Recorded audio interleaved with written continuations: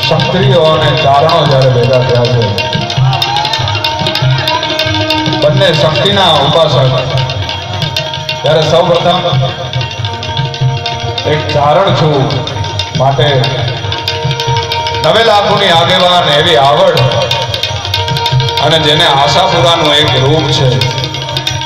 એ આવડને યાદ કરીને હું જે કાંઈ કાલાવાલા કરું છું જે કાંઈ હું મારા બાપના જાળા પાડું છું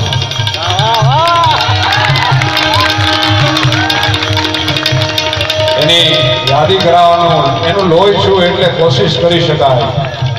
બાકી સાહેબ એક કલાકાર તરીકે કહું તો ઈશ્વરદાન ગઢવીની કોઈના બાપથી કોપી ના કરી શકાય નકરી કોઈ